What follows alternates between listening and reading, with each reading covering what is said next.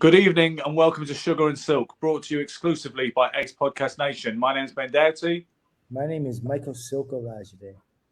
and we are collectively delighted to be joined this week by former amateur boxing US legend Joey Belinc. For Yeah. anyone who doesn't know this gentleman, his name was big in 1984 going into that Los Angeles Olympic Games. And one day in July, he beat Pernell Whitaker in the Olympic box office, only to have that decision only have Pernell turn the tables the following day. We'll talk about all that and more. Great to have you, Joey. How are you? I'm great. Doing well. Yeah, life's good. Yeah, you look like you're doing really well. I see nothing but green behind you. Yeah, it's so pretty here. We were flying in yesterday, Friday night. So yeah, a couple nights ago, we were flying back from New York where we visited. And it was like we were flying over Washington, and it's so green. It's like so pretty here. You can't help but like the way it is around here. It's nice. It's beautiful. You were saying off camera, Joey. You were saying off camera that you moved. You're always from Washington State to begin with, but you said you actually moved from your initial area because your name was too well known there for boxing, and everybody knew about you, and you wanted to get away from that kind of the reputation you had as an amateur boxing prodigy. Is that right? Well, in a sense, yeah. What happened is I was married for almost 30 years, my first round, with my high school sweetheart. And we lived in a little town called Marysville, and it was small. And everybody knew everybody. We went to school with everybody. The boxing world really amplified that. So everybody knew us. So, and you could just go somewhere and you're like, and somebody would be like, I saw your ex-wife. She was here and there, and or vice versa. And I was like, it got so old to me, and I was like, you know what, I'm gonna move. So I moved about an hour southeast to a town called Kirkland, and I lived there for about 6 years. And when it was great. We had amazing time there, but it was expensive, and it was So we ended up moving back to Lake Stevens, which is literally probably 10 miles from the town I grew up in. So we're back with everybody knows everybody, but it's okay now because it's been I don't know years since I was. It's absolutely beautiful where you live. It's almost like what do they call Pacific Northwest, right where you are, and coming up to where I was is the rainforest, the Pacific Northwest rainforest. They call it a rainforest. Rainforest is over on the peninsula, but you're right, like in Sequim area, and it's like green. It's even more green over there than it is here. But it rains a lot. It rains more there. Over here, I'd have to say I was really happy.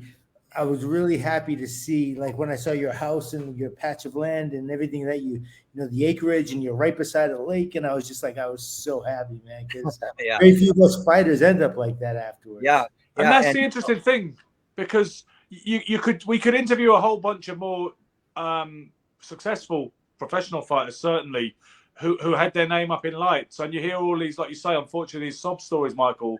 And I'm looking forward to learning more about Joey's story, because he's sitting there very coherent with all his marbles, looking like he lives in paradise. So that's a good story for a guy, because his name, I guess, will only mean something to the anoraks, particularly for the 1980s, the diehards, who remember him beating Pernell Whitaker and Joey Gamache. And while we're on it, I think he beat you too, which I didn't know. I didn't know that until you told me that very recently. Oh, you had to bring that up. I was going to keep it on the hush. You didn't want to mention it, no, because we were kids, man. But it was in the 80s, like it was 81, wasn't it, Mike? Yeah, it was 81.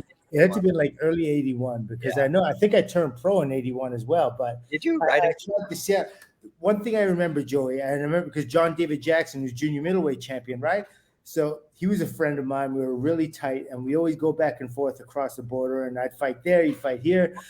And so John David Jackson Sr. said to my dad, you should enter your son in the Seattle Golden Gloves. I had no idea, like this is all new to me. So I had no idea that the Pacific Northwest was running things like between you, Andy Minsker, Leo Rand, Shannon, Charles Carter, Charles Machine Gun Carter, everybody. You guys were just slaying, like you're really strongly represented for the states, beating everybody. And so I'm like, yeah, okay. And then they tell me who I drew my first round. So John David Jackson's father, because this week, who you got the first round? And I said, a guy named Joey Belinc. I don't know, am I pronouncing that right? Joey Belinc. And he looks at me and he just kind of like turns away, and I see him just and right there, that told me, okay, this is gonna be an interesting night. I remember getting up into the ring with you. I remember it also vividly because I had never had a fight in my life, amateur or professional, or a sparring session, where I had never laid a glove on anybody.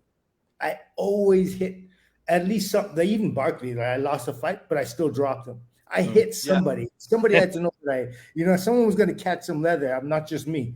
Right. I remember two things. I remember I didn't touch you, and I remember it was very painful. Those two things. And you were that good, man. Your hands were just flying.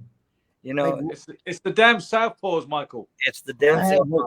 It's definitely it wasn't southpaw, because I sparred with southpaws from when I started. We had a lot of southpaws in the gym, not southpaws at all. What happens when you're running scared, it's easier not to get hit. When I was you weren't running. I'm so glad. I'm actually happy how my career went. As disappointing as it was to turn pro and not make it, but I'm pretty content with my amateur career. But I did not like to get hit, bro. That was just the thing. I was like, and that's why fighting Purnell was like super hard, because neither of us really like to get hit. We're very defensive. Yeah. And that's a smart approach to boxing. And that's why you used to have all your marbles and all the rest of the stuff to your handsome visage and the whole thing. You like that? Well, what I noticed, Joey, was that you'd actually boxed Purnell on numerous occasions before you met him in the Olympic trials and then the box offs. You met him once in the trials in the final and lost the decision. Then you beat him on the first day of the box offs, and then he reversed that state of affairs the next day, and that's why he went to Los Angeles and got the lightweight berth on the US team. But I believe you boxed him at least 4 times before right about 1982. Is that right? I think 5 times total. I fought him in the nationals. I fought him in. I don't think I fought Pete in the sports festival in Nebraska. For some reason, I don't know what happened there, but I fought Clifford Gray. But I think 5 times, and I only got a decision once, and I'm pretty happy with that. I really feel like I should have got it twice. The funny part is the fight in the Olympic box offs after the trials. He beat me 4-1 in the trials. I came back, and the fight we had in Vegas was ironically easy. It wasn't. It was easy. And it's hard for me to say that because he was so difficult to fight, but everything just clicked. It was so perfect. And I walk up to him after the fight, and I told him, I go, I got your number. And I felt like I had a number. And he looked at me, and Duva looked at me, and I was like, I got your number, bro. I know I do. So I right. And they restructured everything. He came in way different the next day. So what I noticed on that fight when I watch it, and I've watched it a number of different times, I was chasing him more because I wanted to be a little bit more aggressive, and that's probably my biggest mistake, because it was easier to counterpunch and beat him and wait for him, right? Yeah. But that's where a lot of your strengths were, and I know with Pernell Whitaker, I guess like if you make him lead, then it plays to your strengths. But when you're going to him, you're playing to his strengths, because both of you were like, as soon as you try something, you have an answer for it. And that's one of the things, you were like extremely intelligent in the ring. So every time somebody threw something, you can come over, get under, whatever it was. Yeah, I love that. I love that part of my boxing. I like to make you miss. I like to hit. But it would be, I mean, I really didn't even use a lot of power. I didn't have to. I just came back and pop. Yeah. And that's kind of what my deal was. But as a professional boxer, that just doesn't work as well. And, fighting in the pros was just a lot different for me. It was way harder. It was way more brutal. And how so? In what way, Joe? 140. At 140, okay. Yeah. And in what way was it more brutal to you? Well, I only fought pro as 140. I never moved Yeah. off that Okay. weight class. Yeah. But it was the just the whole boxing world changing from the amateurs to the professionals. It was, I mean, first we started out with what, 4 rounds and 6 rounds and 8 Yeah. rounds and 10 rounds. And that was hard. But what was more hard about it, it was more of a street fight than it Yes. was a boxing match. And the amateurs, 3 rounds, 3 3-minute rounds. I mean, I could navigate around and I could move and I could do my stuff. And the pros just seemed more of a street fight for me. And I'm not much of a street fighter. Did you have the same trainer as a pro as in the amateurs, Joey? Yes. Or not? Yeah, Troy Summers.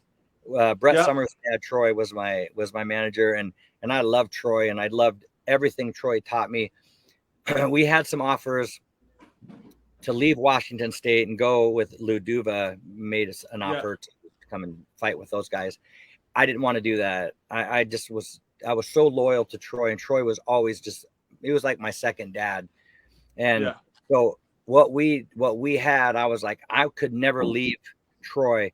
And maybe it could have made more sense financially for me to do that, but I was, I was just married, had a baby, and I was like, I didn't want to leave. Yeah. Funny enough, Jerry Page said that too. The light welterweight gold medalist from '84. He said that he didn't want to leave Columbus, Ohio. Like yourself, he was very grounded in his own environment and his background. And he didn't want to go to Las Vegas or New York City to train with a big shot coach. And that obviously he was another guy who in the end, his name is only known to us diehards today because he didn't set the world alight as a pro, Yeah. And I think that's probably, if I was going to rewind and want to say that I made a mistake at it, I could, but I really, I've been so happy with the progression of my life. From boxing all the way through what I do now. At the risk of asking an obvious question, you don't have any regrets, Joey, on not actually giving it a shot, like not actually. I mean, you did. You had what, 16, 18 professional fights? 20 pro. 20? Okay. Yeah, I went 18-2. I lost to Ricky Lehman and Marvin Garrison. And were they your last 2 fights? No. One fight was about midway in. I was in Vegas. I have a back dysfunction that it was hereditary from my dad. It's called ankylosing spondylitis. It's AS or whatever. But what it is, it's where your lower back and your pelvis fuses together. So you get so I would get like a pinch a nerve. Yeah. And that fight, no excuses by any means, but I should have never fought that fight. Yes. I was hurting so bad, and he hit me in the liver so hard. I've never been hit in the liver that hard ever in my life. And he put me on the ground in like the second round, and I got up and I was like, holy smokes, I don't know if I can. So I just kind of moved around and ran for a few rounds until I kind of got my bearings back. But I ended up losing that fight, which was pretty devastating. But and then I did. Go ahead. I was saying on the subject of devastation, at the risk of asking a silly question, how crushing a disappointment was it not to make the Olympic team when you must have been feeling very confident when you beat Pernell about the 6th of July, 1984? Yeah, well, it was very disappointing. It was a fairly long shot for me, although I was number 2 all the time, Pete me, Pernell me, right? And it was a tough guy to get past. He was definitely favorite for that. But it was disappointing. That was more disappointing to me than it was with the professional part, and say, you know what, I'm gonna move on and do something different. That was easy. That was an easy exchange for me for the most part. Mm-hmm. And so Andy Minsker, who is another great amateur fighter out of the Pacific Northwest, who Ben mentioned earlier, where's he at these days? He's still in Portland, Oregon. Oh, he's still in Portland. He's trained. We talk mostly like if we're like on a Facebook scenario, like with a post and this and that. He's training like boxers, UFC guys, and so he's still living the boxing thing. I never transitioned to that. You know, once I left and I got in the car business, that's what I did. That's how what I transitioned into. Yeah. Which I have a funny story for that, but Please share. But Andy he went into the boxing. I just didn't have the time to train. So when I was leaving Atlantic City after that fight with Marvin, and it was I got cut up. I had probably 64 stitches in my face, my eyes. My nose was, you know, swollen out here, black and blue. Yeah. I got on the plane and I told Troy, I go, Troy, I don't think I want to do this anymore. I think he was like, what are you going to do? And I was like, I don't know. And I just kind of sat there and pondered for a minute. And I go, you know, I think I could sell cars. I know it sounds crazy, but I like cars. I don't know anything about cars, but I think I could sell cars. Yeah. So I got home and I called a Chevy dealership that's here in the town I lived, grown up in. Been there forever. And a guy that I know was the used car manager. So I called him and I said, hey, Dave. His name was Dave Hands. And I said, Dave, can I come to work for you? I want to sell cars. And he was like, you're not going to box anymore? And I go, no, I'm done with that. I need to move forward. And he was like, you know, Joe, he goes, I'm going to open up my own little car lot. It's just going to be used cars. Maybe come and work for me. And I was like, Dave, can I make any money at that? I need to make money. That's why I'm leaving boxing, because I was making no money. Yeah. And I thought, of course, I thought I was going to make millions and millions of dollars. Yes, And then it kind of a slap in the face when it never happened, right? So he goes, yeah, you can make some money. Come with me. So I started with him July 15th, 1987. And I sold 22 cars my first 15 days. No way. That's a record. A lot. I was like, and I made a pretty decent paycheck. And I was like, that's 2 weeks. I think that I can do this. But the beautiful part of that was my face was so messed up. Everybody that I talked to, I said, hey, welcome. You know, it's the Dave Hands Used Cars. Can I help you? And they're like, what happened to your face? Everybody would ask me, what happened to your face? And I was like, oh, I used to box. And I tell the story. Yeah. Well, you know what? They're buying the car and just paying for it. There you go. No negotiation, no nothing. They just love the story. Yeah. I ran with that for a long time. The face got healed up. But you have to pay somebody with some brass knuckles. Right. I had to, but keep it, maintain the image. Right. But that's how I ended up getting in the car business, and I liked it. And boxing people and car people are kind of similar, so I felt pretty comfortable. And after about a year of selling cars for him, I thought to myself, he said, you know, I said, you probably can do this yourself and probably make, instead of making 25%, you can make 75%. Yeah. So I went and borrowed a bunch of money, not a bunch of money. I know you're wrong. Listen to what I did. I went to 3 different places and I borrowed $5,000. So I borrowed $15,000. That's all I borrowed one day. Wow. And I took that money and I just started buying cheap cars, beaters, whatever I could put on the lot. Really? Yeah. And that's how we started. Wow. Yeah. So tell me about your dealership now. Like is it named after you as well? No, it's called the Car Connection. And, you know, we just wanted that. I didn't want it to be, it would be really cool if it was Joe's Car Connection. Yeah. In the early days, I had a partner with my, my ex-wife's brother for about 5 or 6 years. So we called it the Car Connection. I see. And I wanted to change it to Joe's Car Connection. Yeah, you should. Oh my. Yeah. Not after this many years. We've been almost 35 years. Oh wow. Okay. Yeah. So I think this is the thing as well, Joey, that I know Mike Ayala pretty well because I collaborated with him on a book about his brother Tony Ayala Jr., the notorious figure that he was. And Mike ended up when he walked away from the ring, he ended up getting into air conditioning and he had to go back to college. And he said it was hard, you know, to be someone else when you're used to being a fighter and everybody regards you as a fighter and you get the kind of stardust around you that fighters often have. He said, you know, it was hard just learning to be a regular Joe and learning new skills, but he regards it as his salvation that he did that, and he has a good life today, and he has a good business today because he got his head around the air conditioning business, and that seems to be obviously it's something that you've done with the car dealership. Yeah. Do you think that? Why do you think so many fighters struggle with that kind of switch to ordinary life and making a success of other things? I think you lose your identity. Like my identity was literally Joe Belinc, the boxer, Joey Belinc, Yeah. the boxer. And everybody knew me as the boxer from my little town. I mean, school all the way up through when I was out of school. And you just get identified. That was my identity. So when I quit and I left, was super, super hard. Mentally, it was hard, especially just to go sell cars. So I just got a job, and I was like, okay, I have a job. That has never been my goal. My goal was to make a lot of money. That's what I wanted to do. Yeah. So that was hard. And then once I transitioned from the salesperson and I bought my own place. It took some time to build that little empire that we've done now today.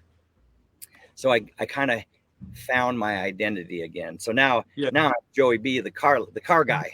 You know? Yeah. Your passion for boxing, is it still there? Do you still watch all the big fights, and do you still have a passion for the sport? I do still have a passion for it. I like to go to the reunions, and I like to see and meet and greet people. But as far as training, I don't train. I had neck surgery.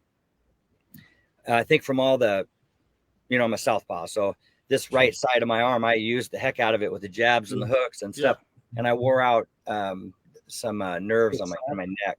I see. So once I did the surgery, now when I go and I want to hit the bag, and I might jump rope and do some stuff, but I want to hit the bag and do my thing. And after about 3 or 4 minutes of it, it's just brutal on me. It sucks so bad because I want to do it. Yeah, and that hurts for shadow boxing as well. Nah, I can shadow box, but I like to go to the gym. I like to lift and stuff. So it's really nowhere to shadow box there. I'm seeing when I saw you in New York, I couldn't believe the shape you were in. It's incredible. Like you have not. And when were you born, Joe? 1964, September of 64. Wow. Okay. I'll be 59. So 58, are you? 58? 58. I'll be 59 in September. Man, yeah. Congratulations. Man. Oh my goodness. I don't feel 59. I mean, no, of course. When my neck starts bothering me, but then I don't feel 59, not even close to 59. Yeah, it's crazy how you can how fitness helps you maintain the energy that. Dude, you have like an 8-pack, bro. Yeah, exactly. Yeah. I wish. It's like you and I, man, we can relate to. We like to get up and we like to work out. Yeah. And stay fit and eat good. Because one of our fighters died last night, which is just horrible. Kenny Smith was a teammate of ours at the Everett Firefighters, and 59 years old. He had a heart attack and died last night. Brett called me this morning and told me it was devastating. I'm so sorry. And heart-related disease is one of the easiest things that we could fix. It's just a matter of habit. Setting a good, healthy pattern. Unless it's a congenital or something, that's something else altogether. Right. But it's something, the heart is something. The heart, the lungs, the cardiovascular system is so easily addressable. Yeah. And especially, it's one of the most important things as we get older. Sorry, you were saying? Yeah. My dad had a heart attack when he was around 55. He's gone now, but so I've had my heart scanned. I think when I turned 50, so I've had it scanned 3 times. Yeah, I'm stressed out about that a little bit. I don't want to worry about my heart, so I'm staying on board with that. But everybody should do that for $199. It's the cheapest investment you'd ever get. Exactly right. Yeah. And you get a full stay. You know what I mean? Right. Yeah. But Joey, I don't know if you follow the American amateur boxing in the modern era, but it does appear that it's dropped off a little bit from the cutting edge kind of standard it had 40 years ago when you were doing your thing, and Pernell and Mark Breland, and Frank Tate and everything else, Evander Holyfield.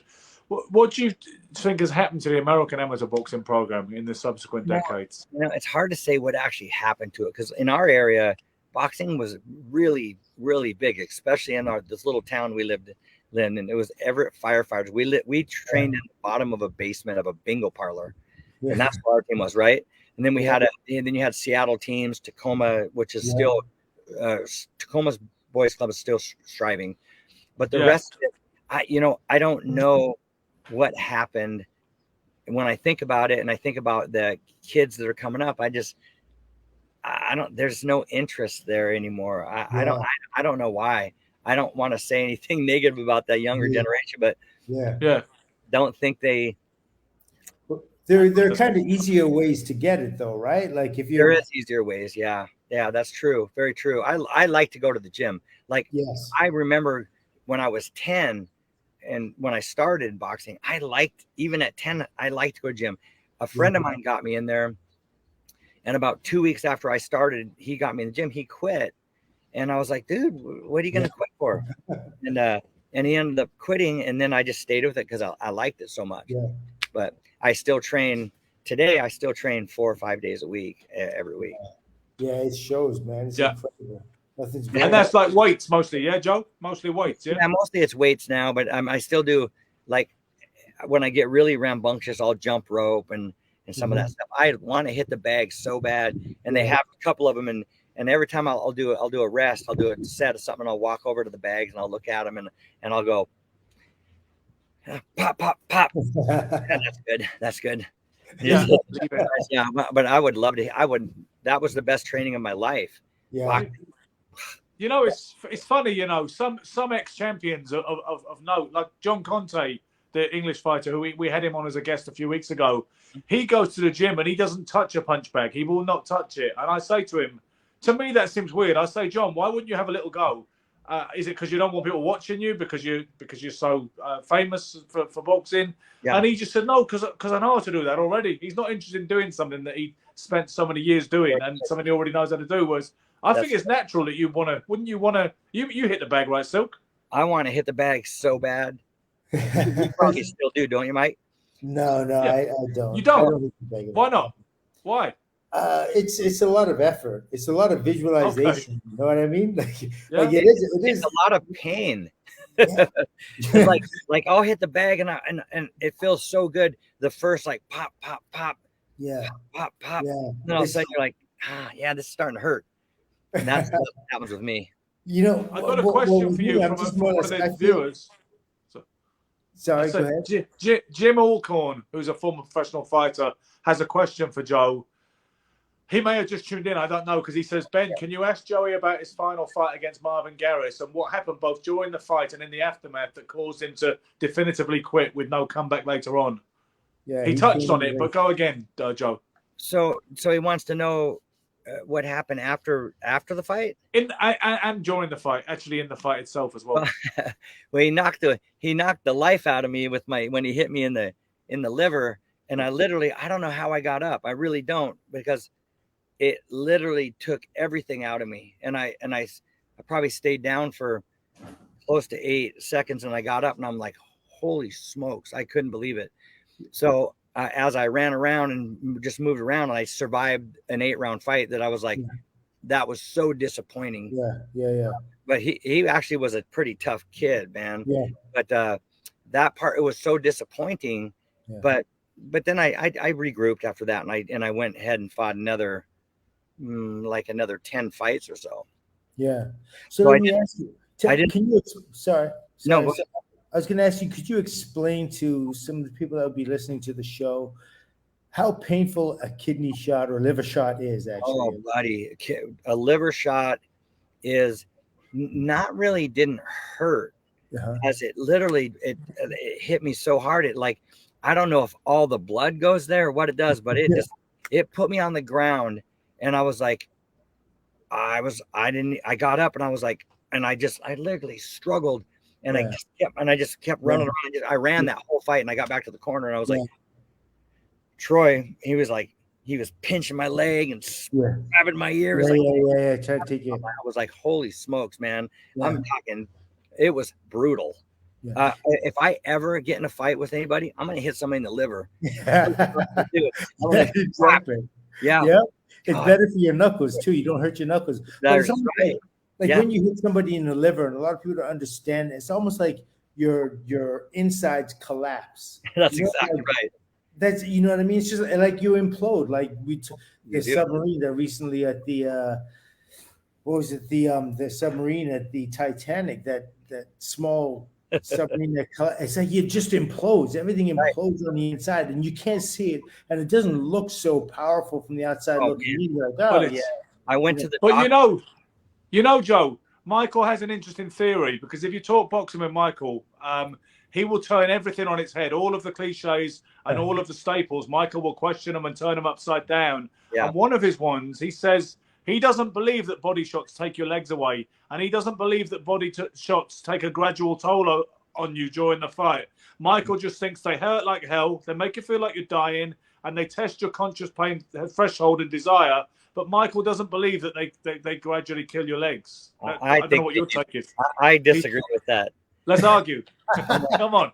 Let's go. When you get hit in the stomach, I mean, you're hitting the kidneys and the liver and your solar plexus, and you get that wind knocked out of you. Yeah.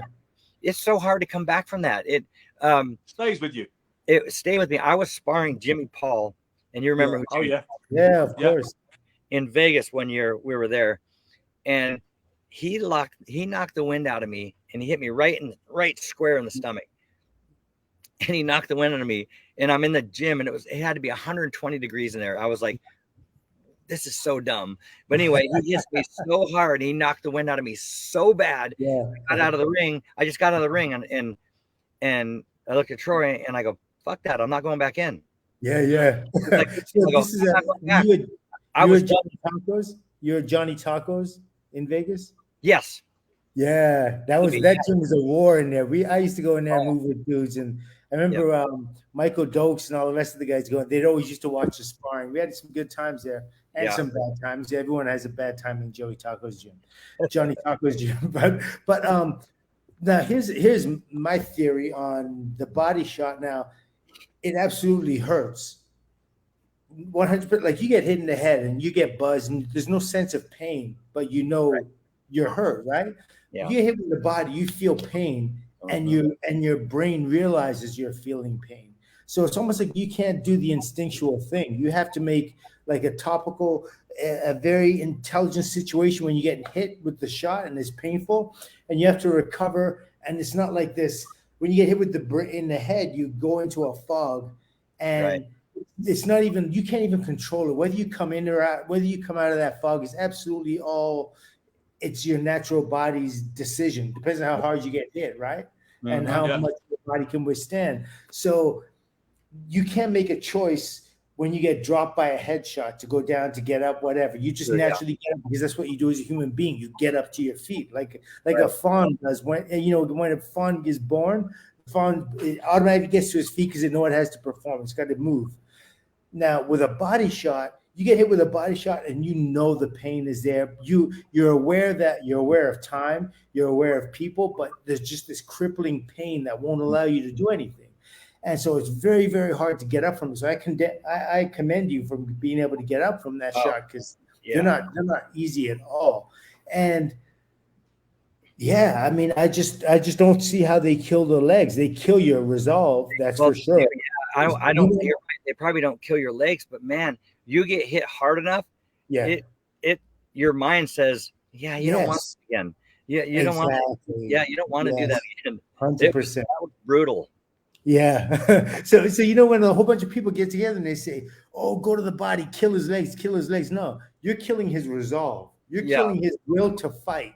That's You'll break them down mentally so fast, like with the body shots. You're like that. Yeah. That's why I always tell my buddies, like, I'm not a street fighter, right? And I've been very few fights outside the boxing my whole life. But I always tell my friends, if I was going to get in a fight, I'm taking a body shot. I'm taking a body shot. I'm not going to break somebody's face. I'm going to knock the wind out of them, and they're going to be like, pass. Yeah. And Southpaw's people on the street don't know how to block it. Right. They don't know how to block anything. No. Southpaws are great. Like, I always had a problem with southpaws because they used to throw a straight left hand to my solar plexus. Yep. And I could do it in return. You're open that way. So the way we stand, it's just an open spot, right? Yeah. So the first time I got hit with the solar plexus shot, I was sparring with he was a southpaw. His name was Jamie Olenberger. He used to come down to the Pacific Northwest area. He used to fight there, compete, and in the amateurs as well. He competed, but he turned the left hand and he hit me right in the solar plexus. My eyes, I was like Popeye Perry. My eyes. Oh man, the worst. It's the worst.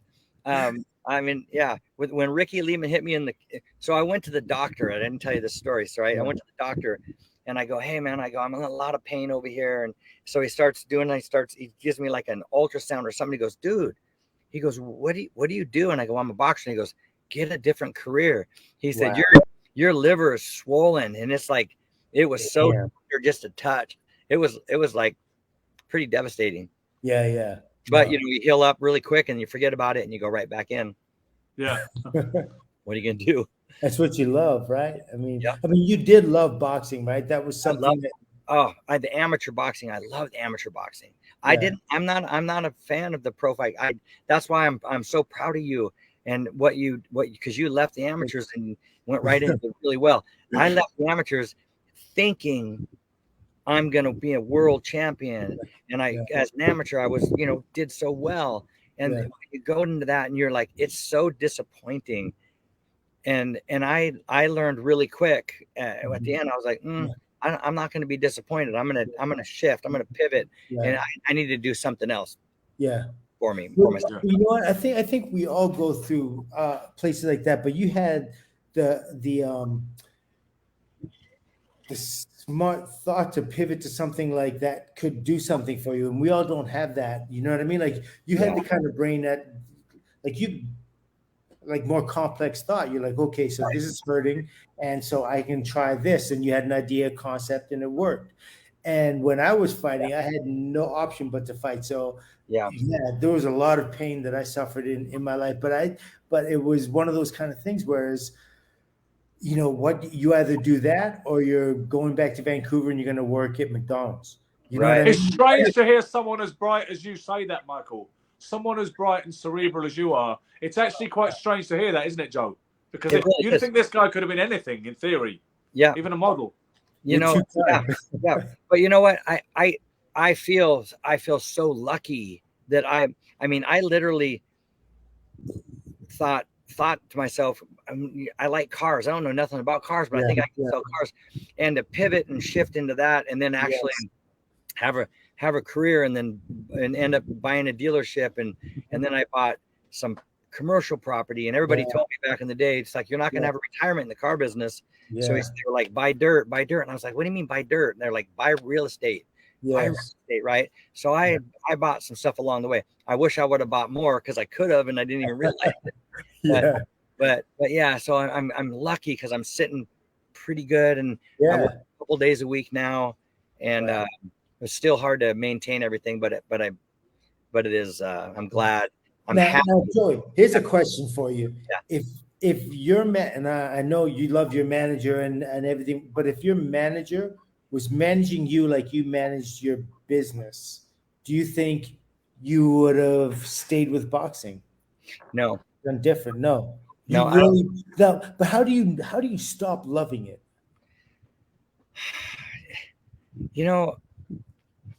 As a professional fighter, I really, from the beginning, I never really enjoyed it.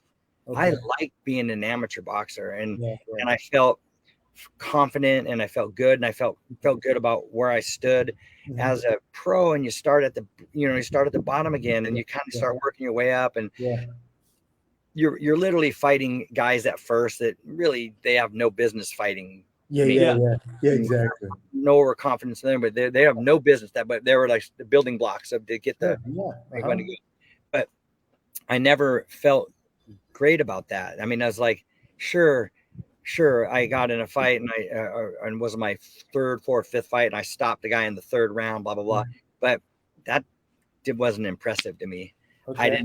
That didn't make me feel more confident. And I was like, because I literally had enough common sense to know that I'm fighting a guy that's not in my category, so to speak, right?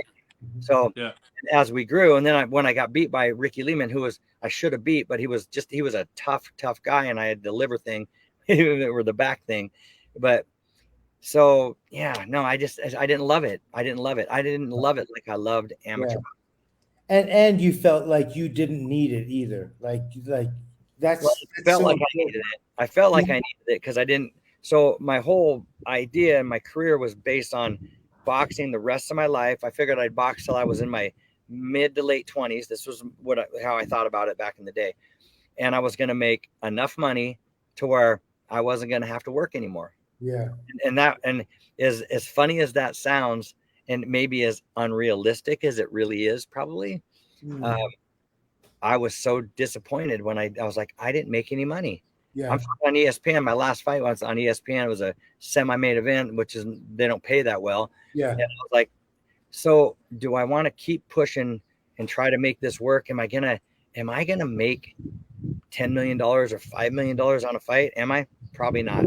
Yeah. So I thought I should get out. I should get out and try to see what there is in this life that I can do better without just completely destroying my brain. Yeah. Yeah. What kind of emotions did you have watching, for instance, Pernell Whitaker's career play out the way it did with all those super fights? It was impressive, and like I never had any ill feelings towards Pete. I mean, he was so good, and I liked seeing him. You know, here's the thing. So he wins all this stuff, and he's a multi-world champion and everything. I guess the cool part of it is I can say I fought him and beat him, and that's satisfying enough for me at this part of my life. Yeah.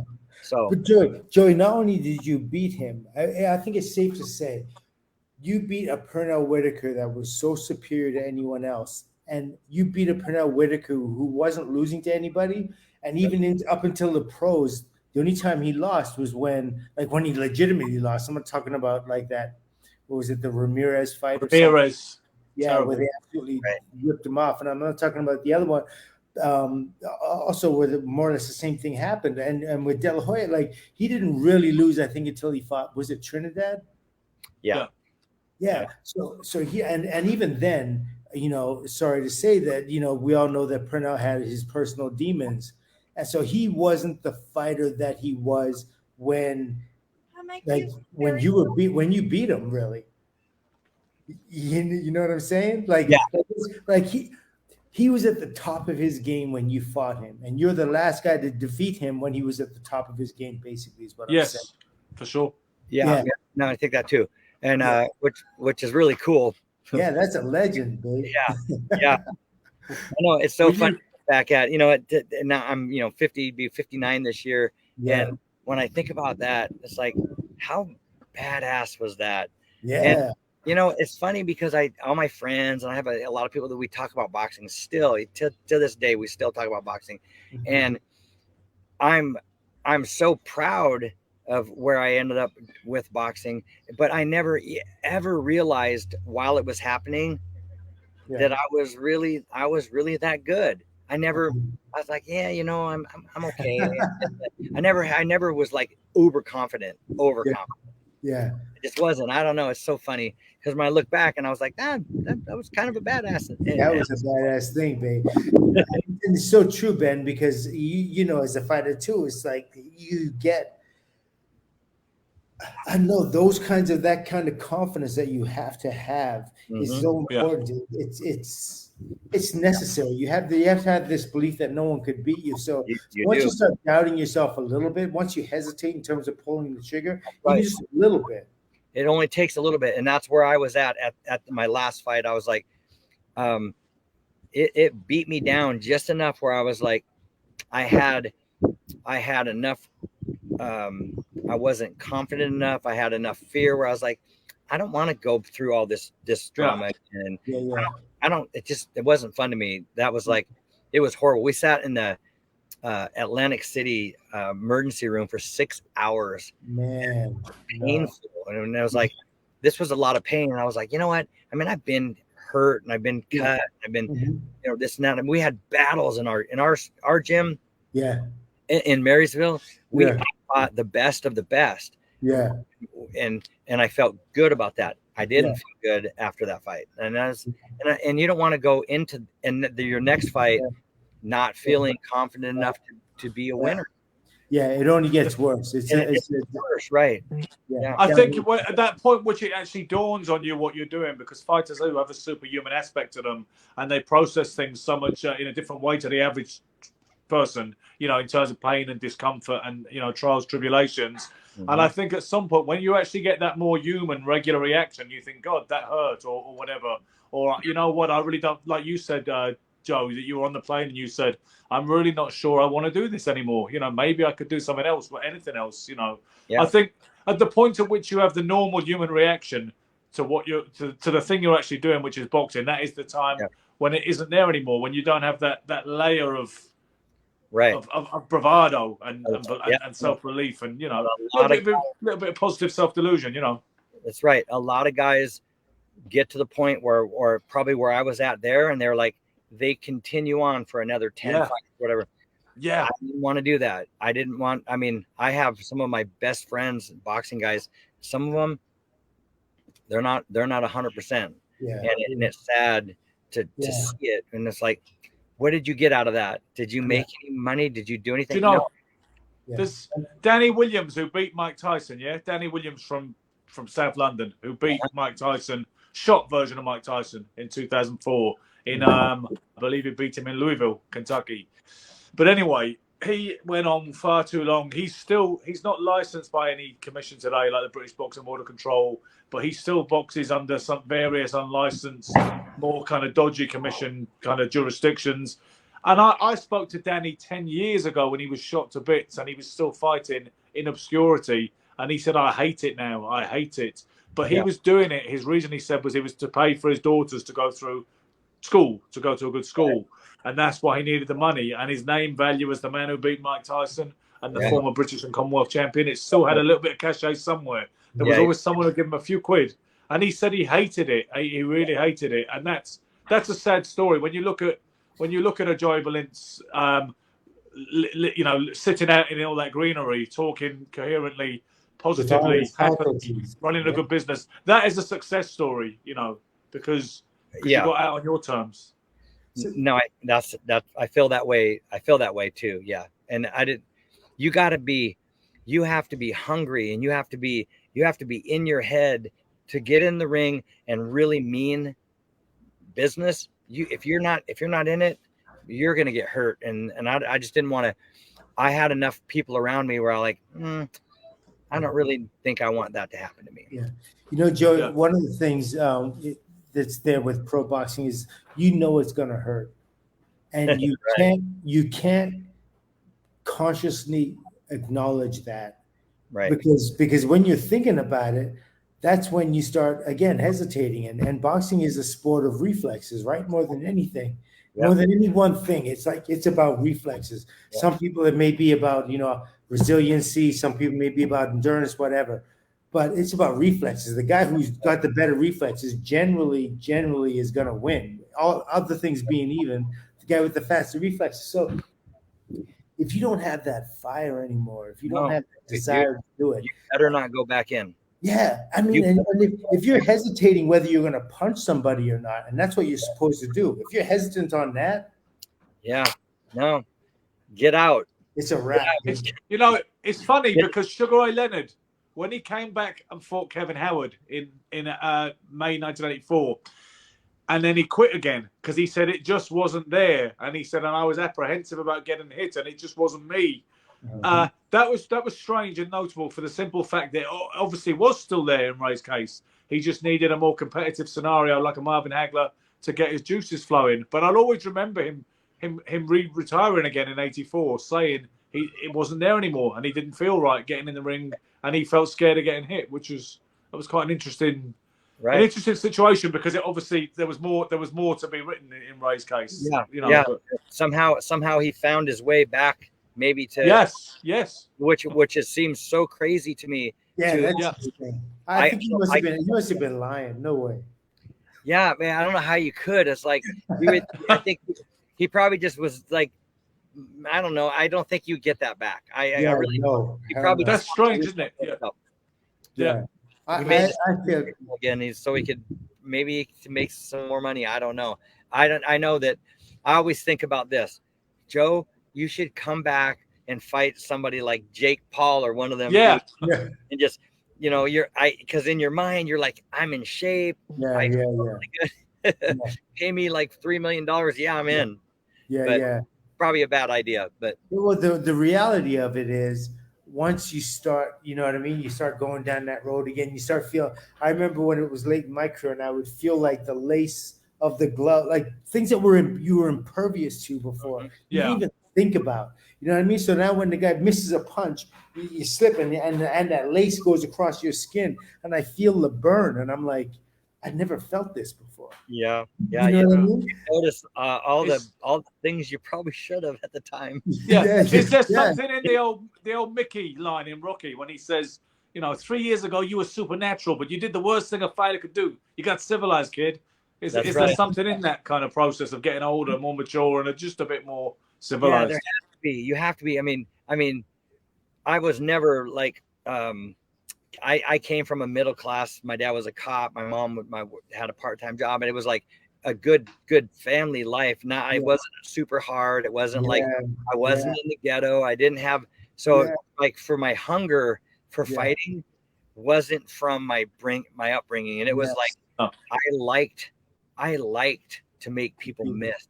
And it was so exciting to be able to just to be there and see it come in and miss and go and pop. I loved that. That was my thing. Yeah. It was So who was your boxing hero, Joe?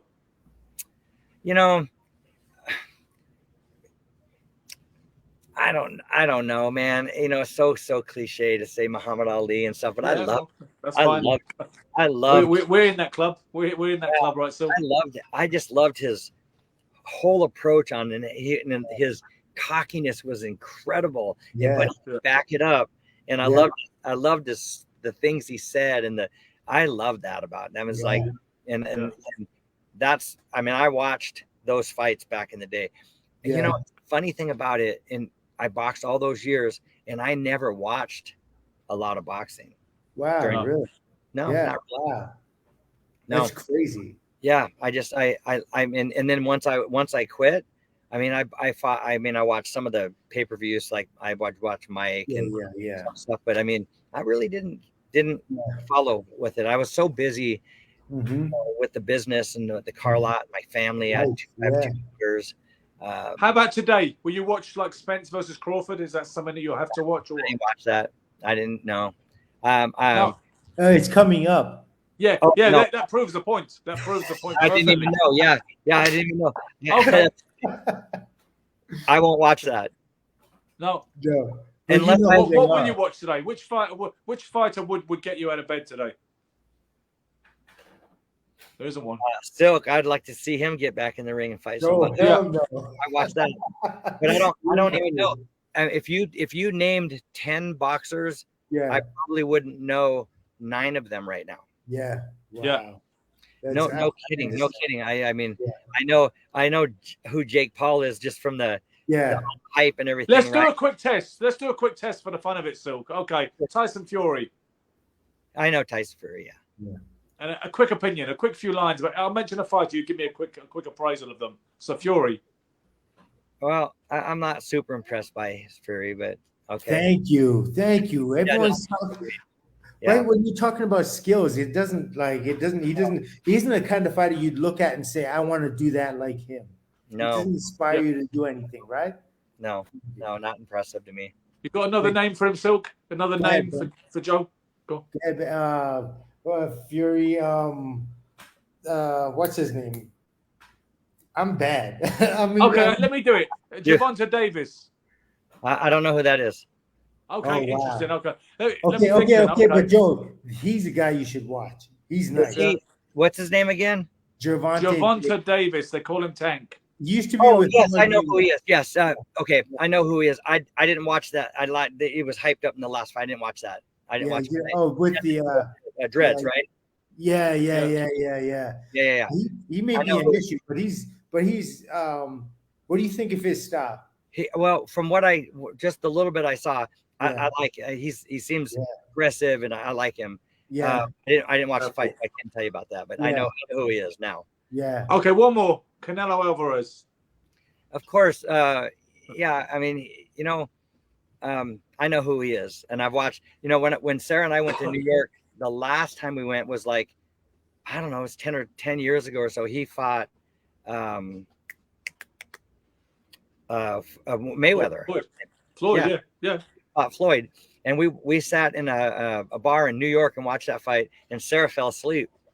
And Yeah. it was really late. It was a late. Yeah. It was like she fell asleep, and I was like, and it wasn't that great of a fight. Yeah, No, it was pretty one sided. Mayweather is amazing defense and stuff. Like they're not exciting.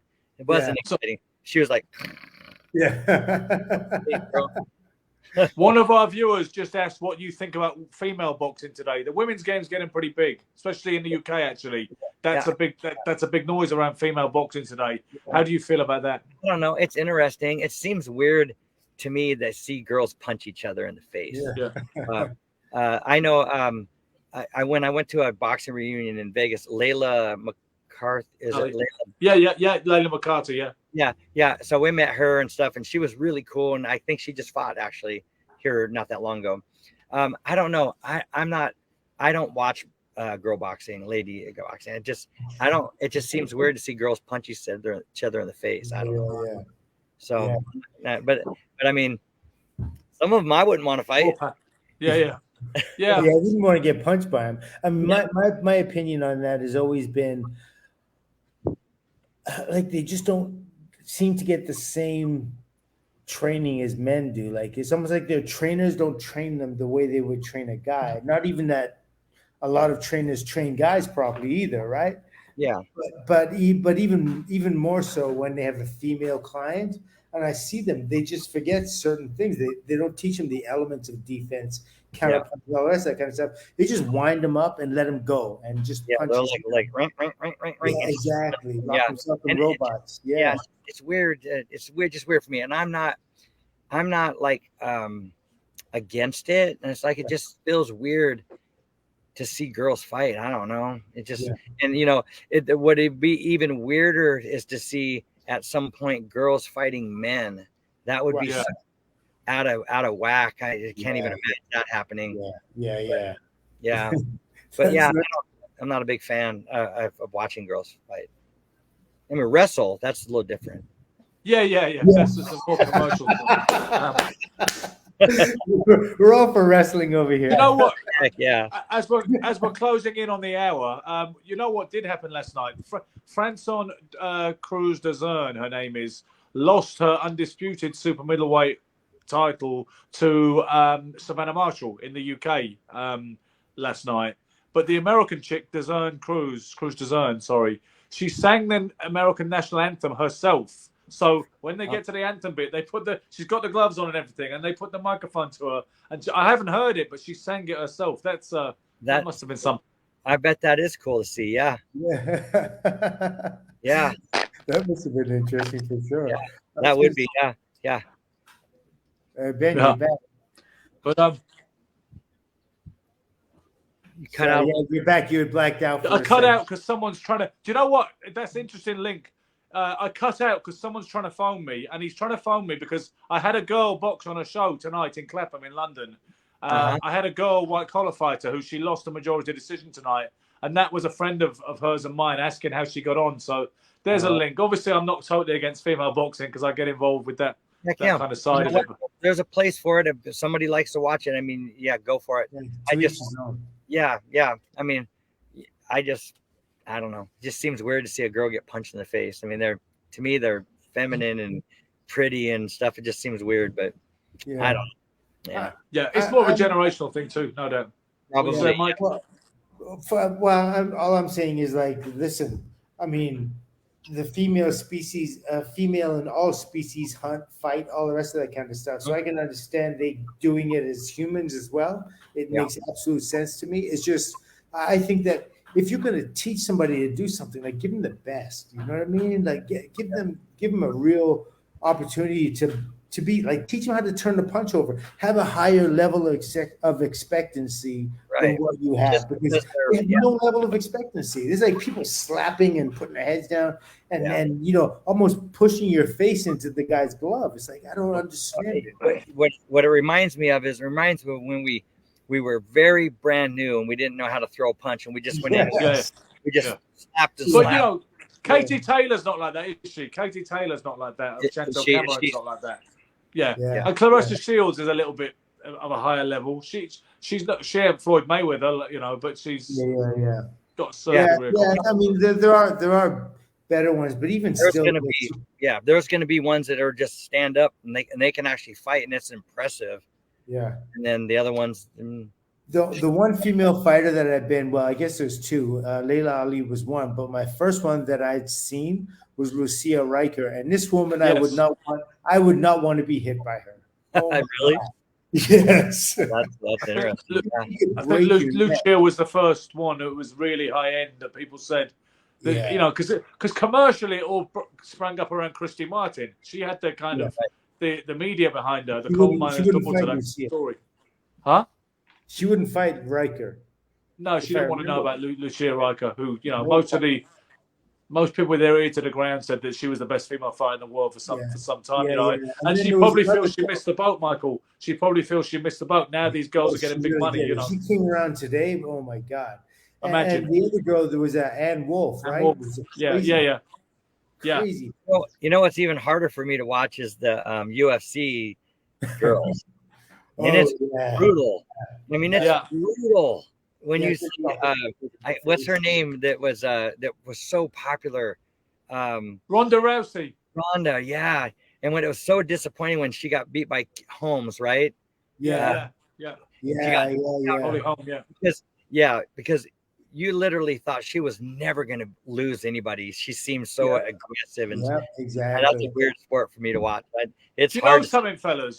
I remember someone telling me she would beat Mike Tyson in that kind of scenario, or Floyd Mayweather. So they took two different sides of all-time great boxers. They said Tyson or Floyd Mayweather would stand no chance at Ronda, but that all went a bit quiet after she lost to Holly Holm.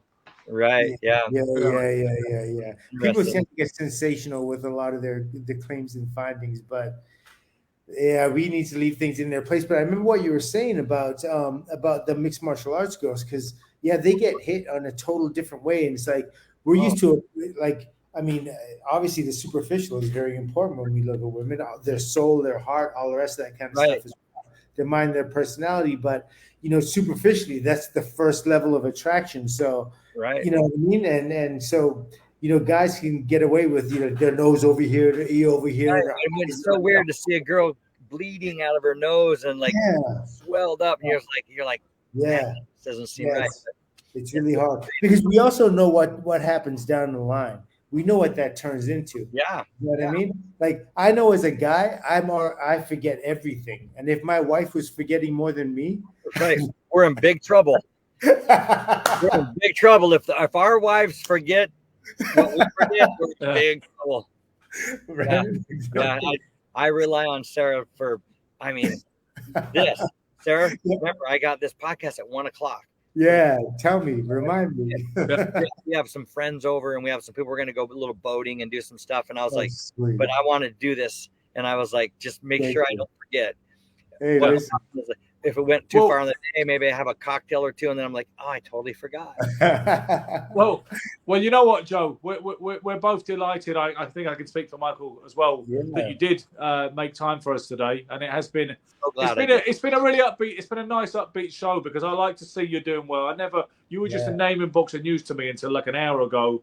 I knew you were at the reunion the other week, and then I said straight away to the Silk, can we get Joe on the show, because it means something to me. When I was 14, those were seminal times reading about you and Andy Minsker and some of the great amateur boxers who didn't end up becoming the stars of the future. But you're clearly a winner in life, and it's been a pleasure to talk to you for this last hour. I'm super glad that I did this. I was like, felt a little nervous. Like, I got it. What is this? I'm going to be a video. Remember, I called you. I was like, talk to me on the phone. But I love to talk about life and what we've done, and you've done, Mike, and all the other people. And it's like, it is so cool. And I'm happy that I could do this. This is awesome. Thank you so much, Joey. Because just acknowledging, like, fighters see fighters and they know fighters and they know what the fight is like. You know what I mean? So I admired you. I was from when we fought and all the way through, I'd seen your amateur career develop and where you went there. I know we lost touch in the professionals, because once you get professionals, you get really selfish, and all you're doing is you're thinking about yourself and everything. But you should, right? But your name would come up, and I'd be like, and I'd remember, and I know. I know you. I mean, it was so insignificant to you, so you didn't really remember our fight. I mean, I don't know how you could. You beat so many people, right? Yeah. And if you think about it, Mike, I had like 330 fights. That's what I'm saying. And I mean, when you start going back into the 80s, and we fought every weekend, and we all they just piled us in this van, and we just fought like crazy. And so it's hard to remember. So I don't never ever meant any like disrespect. I don't remember fighting you. No. But I mean, listen, I'm glad that you don't remember because you fought so many people, and not because your brain has been damaged. So, there's a choice. I'd rather it be that than that. No, and I wouldn't expect you to. You know what I mean? I would expect you to if I would have won. I would have remembered that. Listen, it's still not too late for a rematch. Maybe let's see what we can do. That's right. It's too late. Man, it's too late. I'm seeing this guy right now. You see the guns on this guy. It's insane. I'm like, no. Yeah. Look at that. Here's me. It was me thinking you always have one eye on a comeback, Michael. No, this eye right here. Yeah, it was a cheap shot. Sorry, just a cheap shot. Well, I know you can take it. So it's okay. Listen, Joey, hang around 1 second and we'll say goodbye off camera. But for those of you who tuned in, I hope you enjoyed former amateur boxing legend Joey Belinc. Thank you, Simon Willis, as ever, for making all this possible. Silk, thank you for simply being you. We'll be back next week. Be lucky. Keep punching. Glad I can make it.